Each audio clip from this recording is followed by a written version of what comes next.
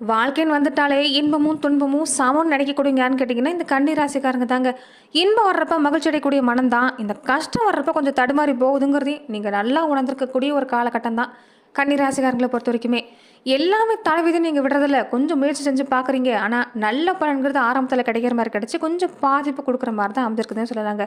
இதுக்கு முன்னாடி பொறுத்த வரைக்குமே ஒரு சீராக உங்களால் கொண்டு வர முடிஞ்சிருக்கும். கையில் எவ்வளவு வருமானம் இருக்குதோ அதுக்கு தகுந்த மாதிரி வாழ தெரிஞ்சவங்க யாருன்னு கேட்டிங்கன்னா இந்த கன்னி ராசிக்காரங்க தான். ஆனால் வருமானம் ஒரு பக்கம் கொண்டு வந்தாலுமே சேமிக்க முடியாத சூழ்நிலையில இந்த நேரம் நீங்கள் தள்ளப்பட்டிருக்கீங்கன்னு சொல்லலாங்க. ஏதாவது ஒரு செலவுங்கிறது இருந்துருது.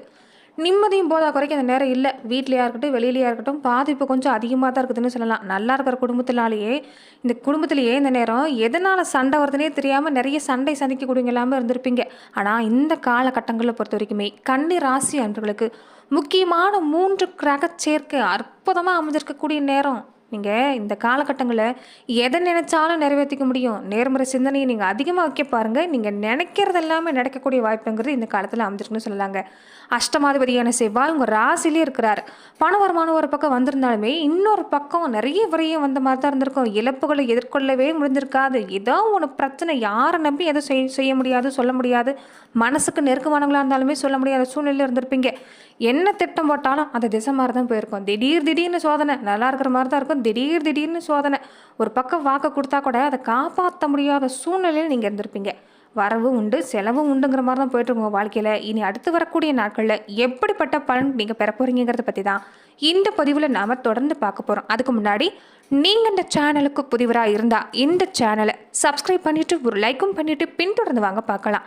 மேலுமே இந்த வீடியோ பதிவை எந்த மாவட்டத்திலேருந்து நீங்கள் பார்க்குறீங்கிறத மறக்காமல் சொல்லிட்டு போங்க.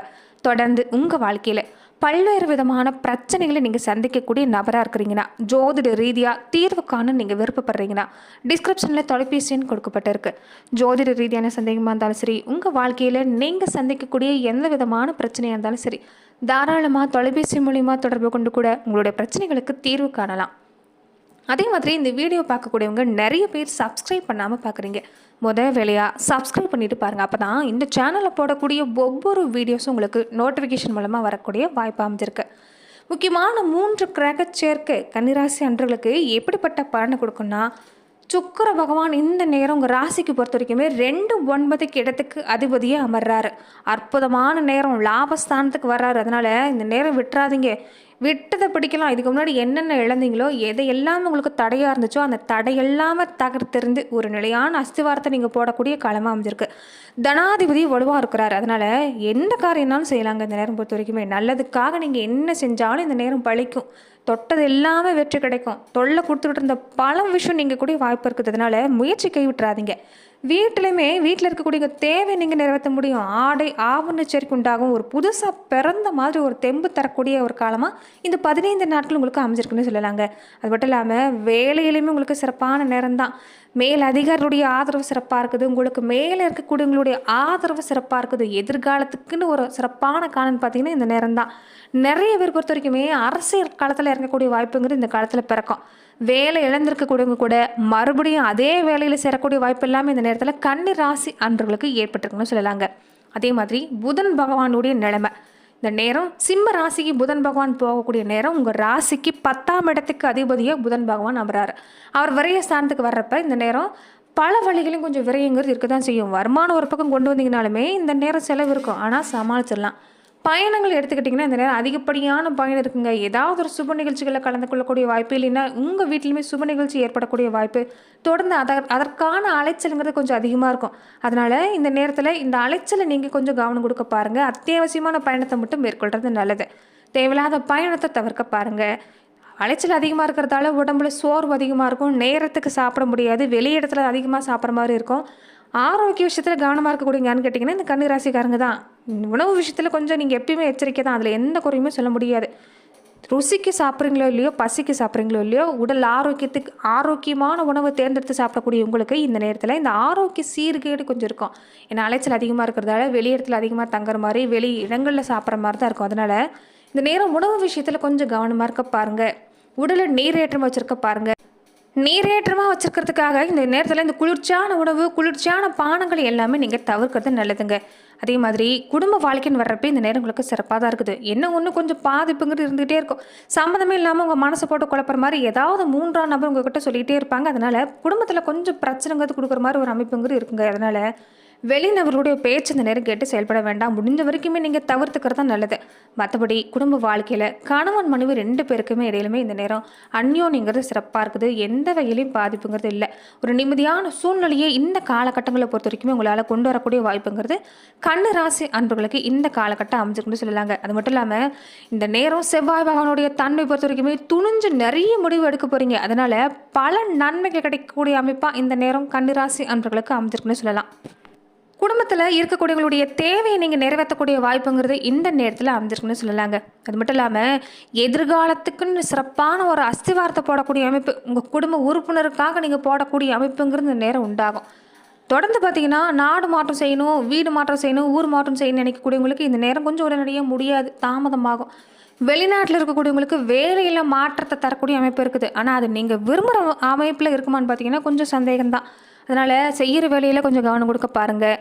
மக்கள் செல்வாக்குங்கிறது அரசியல் துறையில் இருக்கக்கூடியவங்க, கலைத்துறையில் இருக்கக்கூடியவங்களுக்கு இந்த நேரம் சிறப்பாக தான் இருக்குது.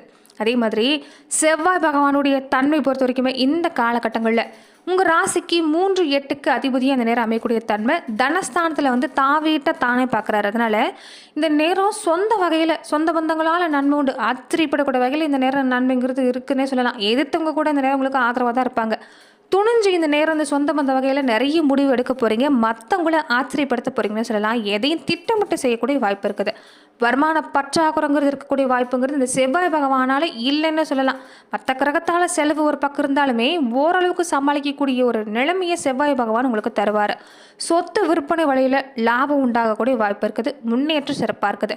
சுக்கிர பகவானுடைய தன்மை பொறுத்த வரைக்குமே உங்கள் ராசிக்கு 2-9 இடத்துக்கு அதிபதியாக சுக்கரன் வரதால இந்த நேரம் பொறுத்த வரைக்குமே வீடு மாற்றம், ஊர் மாற்றம் மாதிரியான விஷயங்கள்ங்கிறது உங்களுக்கு அதிகமாக நடக்கும். கொடுக்கல் வாங்கல் சம்மந்தப்பட்ட விஷயத்துலையும் பிரச்சனைங்கிறது இல்லை.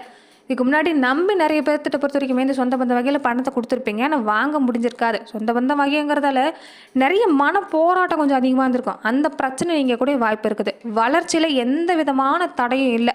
நிறைய மாற்றங்கள் தரக்கூடிய அமைப்பு தான். புதுசாக முயற்சி செய்ய போகிறீங்க. அதுலேயுமே எதிர்பார்க்கக்கூடிய பணம் கிடைக்க போகுது. தொழில் வியாபாரம் சிறப்பாக இருக்குது. பழைய வியாபாரம் சம்மந்தப்பட்ட விஷயத்துலையுமே கொஞ்சம் முயற்சி கொடுத்தீங்கன்னா லாபம் பெறக்கூடிய அமைப்பு தான். வேலையிலுமே நல்ல பேர் கிடைக்கக்கூடிய நேரமாக இந்த நேரம் இருக்குது. பெண்களாக இருக்கக்கூடியவங்க மட்டும் கொஞ்சம் உடல்நிலையில் இந்த நேரம் கவனம் கொடுக்க பாருங்கள்.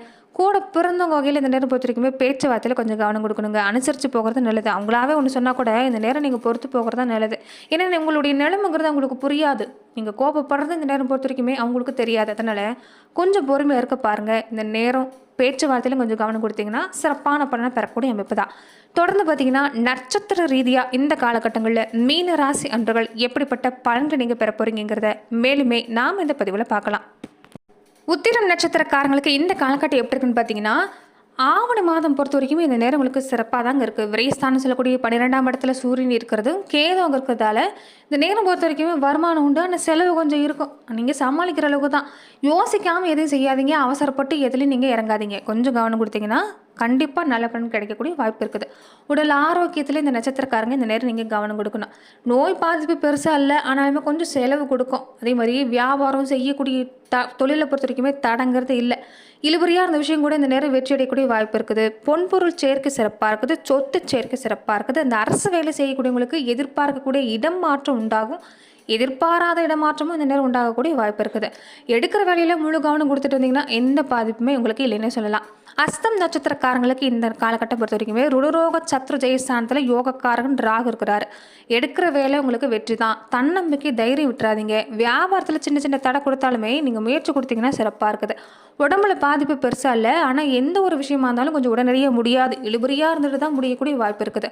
தொழில் வியாபாரம் சிறப்பாக இருக்குது. குடும்பத்தில் பிரச்சனைங்கிறது பெருசாக இல்லை, நல்ல மாற்றம் தான். பணப்புழக்கம் சிறப்பாக இருக்குது. வாக்கு கொடுத்தா காப்பாற்ற முடியும். கடன் தொல்லை இல்லை. தாய் வழி உறவு வகையில் ஆதரவு சிறப்பாக இருக்குது. மனசில் நிம்மதி, சந்தோஷத்தை கொண்டு வரதான் இந்த நேரம் கொஞ்சம் பெரும்பாடாக இருக்கும். இந்த நேரம் கொஞ்சம் நேர்மறை சிந்தனையை அதிகப்படுத்துங்க. நல்ல மாற்றம் காத்திருக்குது. வீடு வாகனம் சம்பந்தப்பட்ட முயற்சி கொடுத்தாலும் சிறப்பான பலனை தரக்கூடிய நேரம் தான்.